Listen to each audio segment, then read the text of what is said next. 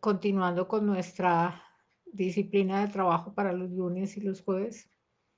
Hoy vamos a hablar de otro tema que es un tema de bastante interés. Disproestética, muy buenos días.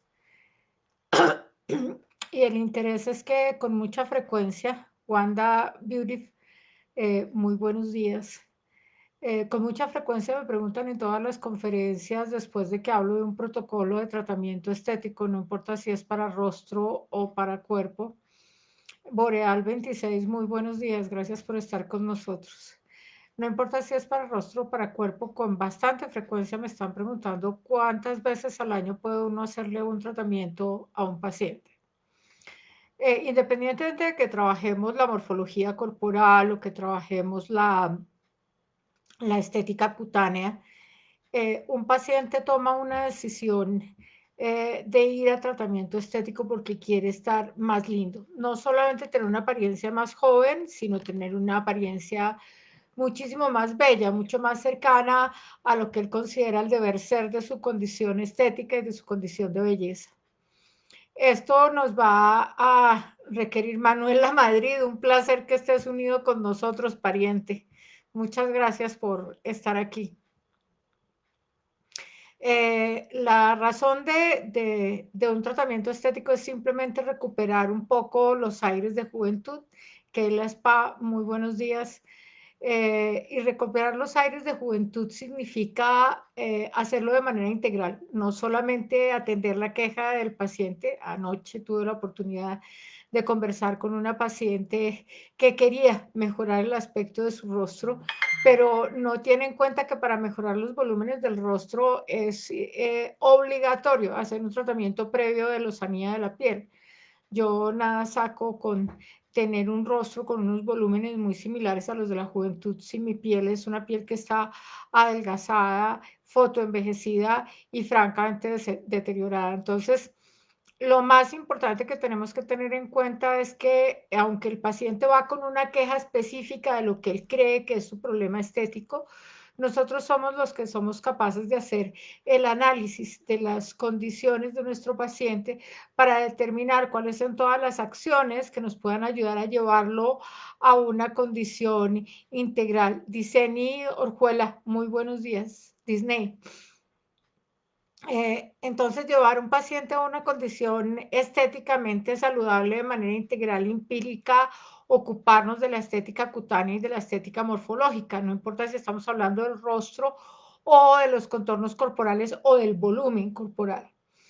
Eso va a demandar un tratamiento en el que yo siempre he considerado que el paciente debe ir 2 veces por semana a la cabina por unas 4 semanas en situaciones leves, por unas 6 semanas en situaciones moderadas, por unas 12 o a veces hasta 18 semanas en situaciones severas, por ejemplo, cuando estamos acompañando a alguien a una importante reducción de volumen corporal. Hakim, buenos días. Muchas gracias por volverte a unir a estos charlas. Entonces, el manejo, repito, tiene que ser un manejo integral y yo he dividido el tratamiento en dos fases. Una fase que es el tratamiento de choque y otra fase que es el tratamiento de mantenimiento. Considero que es perdido que un paciente acuda a un bloque de tratamiento de choque y luego pretenda 6 o 10 meses después volver a otro tratamiento de choque. A mí me parece que tenemos que hacer una labor educativa bien interesante y bien importante para que los pacientes asuman un estilo de vida más saludable en cuanto a nutrición, actividad física, fotocuidado y también autoimagen, ¿no? Porque hay cosas que yo tengo que ver en el espejo, que tengo que acostumbrarme a que son mías y es parte de mi ser y que mi morfología expresa mi condición genética y mi condición genética está francamente influenciada por la situación ambiental, la situación sociofamiliar y sociolaboral, es decir, qué hago en mi día a día. Entonces, en estas 2 veces a la semana que el paciente va a consulta, nosotros además de ejecutar una serie de acciones para las cuales hemos sido entrenados y que las organizamos de una manera muy proactiva las unas con las otras con el objeto de que el resultado sea un resultado magnífico, conservando la salud del paciente. Además, durante ese tiempo tenemos que educarlo y tenemos que concientizarlo de su condición de ser el mismo.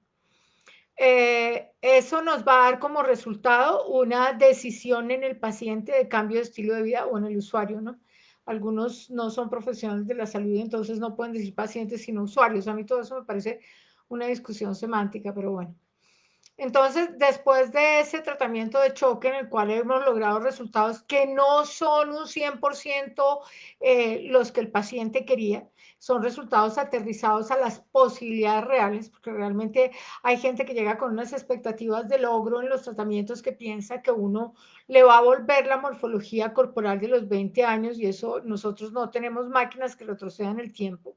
Nosotros lo que hacemos es trabajar un paciente para que el paciente recupere una buena condición y para que el paciente pueda manifestar públicamente un buen estado de salud.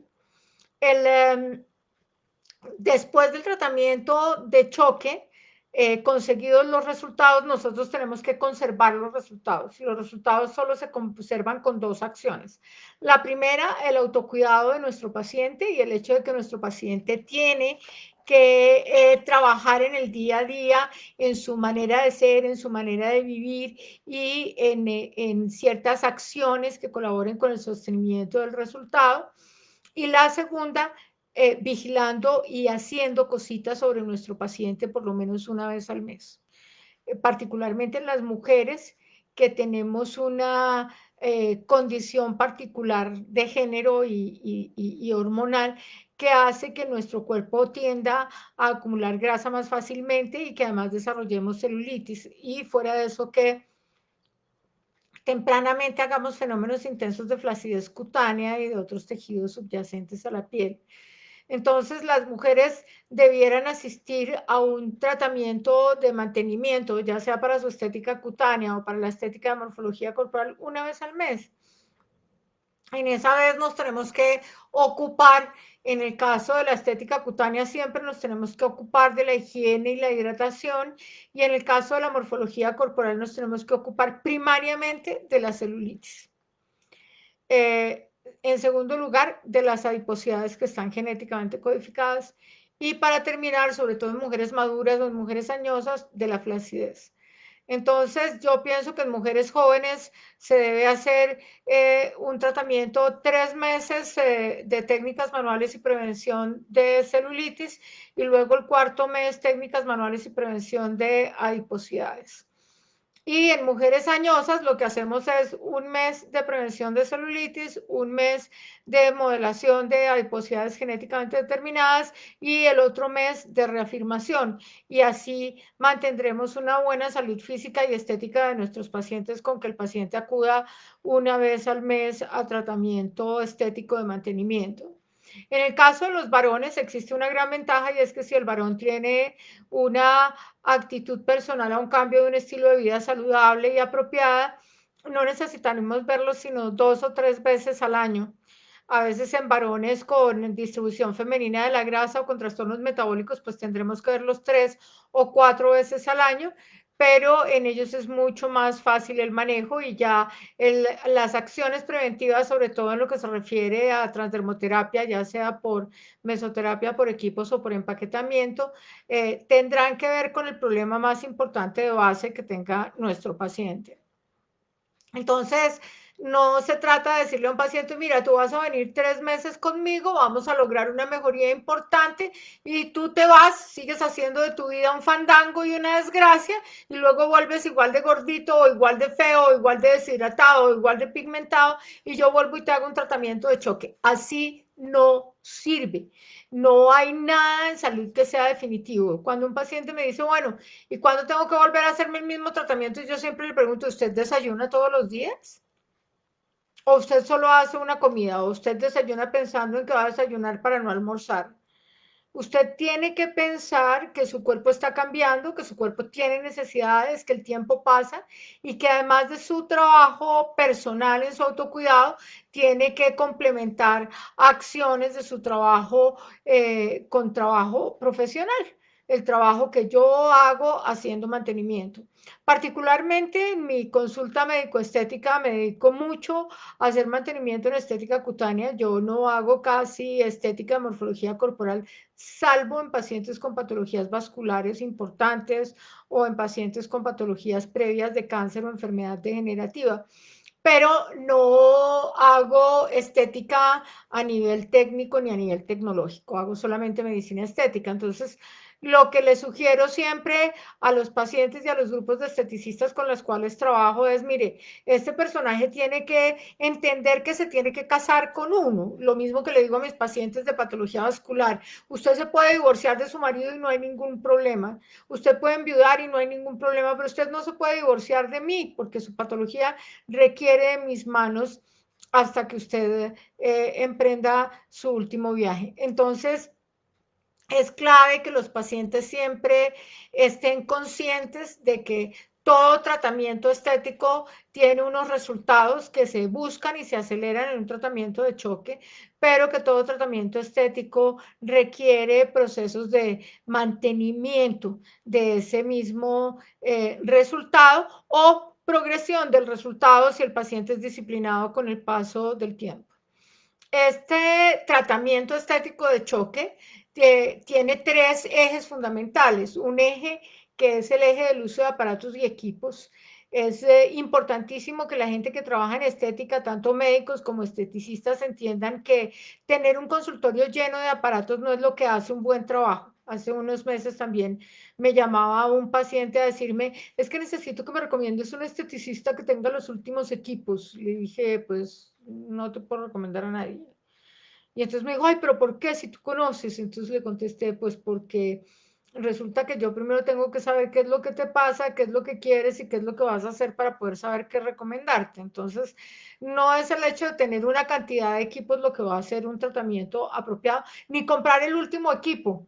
Eso es una estrategia de mercado de pan para hoy, hambre para mañana. Probablemente usted logre, teniendo una gran cantidad de equipos, tener todos los días pacientes de esos esnovistas que quieren probar todo tratamiento, pero cuando usted compra un equipo tiene que estar en primer lugar segura de que, o seguro de que su nivel profesional le va a permitir la operación del equipo en su unidad de trabajo, porque hay algunos equipos que son dispositivos médicos clase 2B, que son dispositivos que solamente pueden ser manejados por personal entrenado, prescritos y dirigidos y supervisados por el médico. Entonces, eso hay que tenerlo claro. Y si usted es médico, también tiene que tener claro que aunque el registro profesional y la colegiatura le permita un abanico de acciones muy importantes, también tiene que aprender a manejar el equipo y también tiene que aprender cuáles son los impactos fisiopatológicos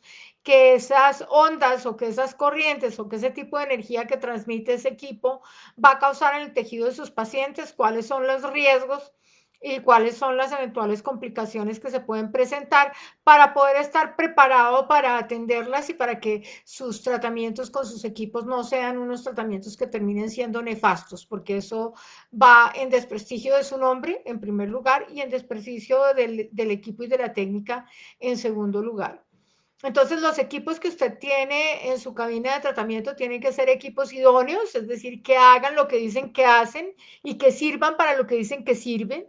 Y usted tiene que ser una persona idónea que tiene que saber en qué momento del tratamiento en su paciente, tanto en cada sesión como en la secuencia de tratamiento, va a hacer la utilización de ese equipo electromédico con el objeto de conseguir un mejor resultado o con el objeto de acelerar los resultados. Normalmente los equipos buscan acelerar resultados y perfeccionar las condiciones del tejido. El otro eje sobre el cual eh, eh, se mueve el tratamiento estético son las técnicas manuales. Si usted tiene un consultorio estético y no sabe hacer técnicas manuales, solo tiene dos opciones. O aprende a hacer técnicas manuales o contrata a alguien que sepa. Porque las técnicas manuales no son un chiste, no se trata solamente de manosear un paciente o de pasarle las manos así o así, o de hacerle doler como hace mucha gente, que eso es una barbaridad. Hay lugares donde uno entra y lo único que oye son alaridos, y hay pacientes que cuando uno les dice, y entonces te voy a hacer una técnica, ay, a mí no me haga masaje porque eso es mortal, eso es horrible, porque tienen unas experiencias nefastas en lugares donde prácticamente son cámaras de tortura y no espacios para recuperación de la salud y menos para recuperación de la belleza. Dentro de las técnicas manuales en estética, pues en estética tenemos masajes de impacto vascular, como el masaje venoso, como el masaje de drenaje venolinfático, otras técnicas manuales que no son masaje porque no hacen amasamiento, sino unas manipulaciones con las manos para drenaje, como el drenaje linfático manual o el drenaje venoso.